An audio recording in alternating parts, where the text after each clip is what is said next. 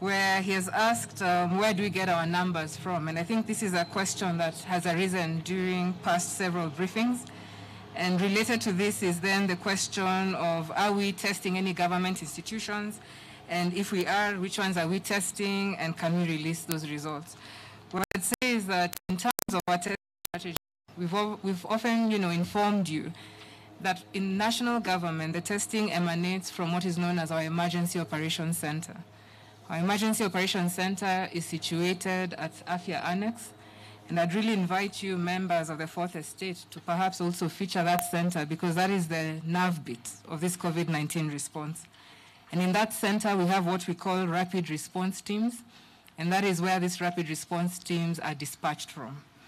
So when we get an alert either here in Nairobi or an alert in the counties, that alert is transmitted through the 719 number to the Emergency Operations Center, and their teams are dispatched to be able to either go collect the sample, if it is here in Nairobi, or to coordinate with county rapid response teams, of which all counties have been able to put together rapid response teams.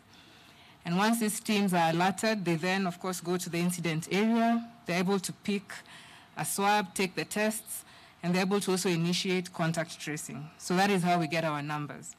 One of the other ways in which we're able to get our positive cases is in cases where we are conducting targeted testing.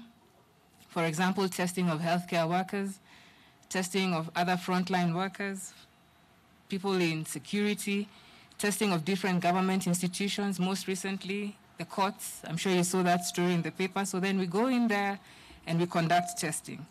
Yes, there are various other government institutions that have undergone some form of targeted testing, especially when we have traced a contact to that area.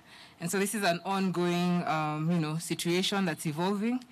And in terms of releasing and sharing with the public, there are mechanisms. The contact tracing mechanism is one of the mechanisms in which immediately a case is identified or a cluster is identified, then the measures needed are put in place.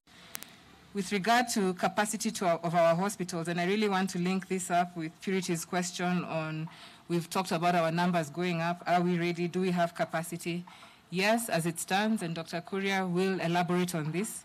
When we look at our beds, I think Kuria did give a brief recently. We have about 12,000 beds across the country, and the number is still building. Every day, counties continue to increase the number of beds.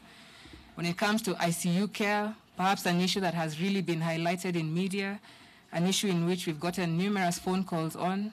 Yes, in Nairobi, there are days when our ICU beds have been full, but remember, across the country, we have about 400 ICU COVID beds that are available. And so in terms of our assessment, we are not yet overwhelmed. We're still under the threshold of raising the alert level.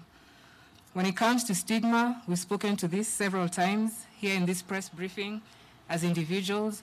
I think we've seen different people, share with you how the testing procedure is done to allay any fears when it comes to testing. And those who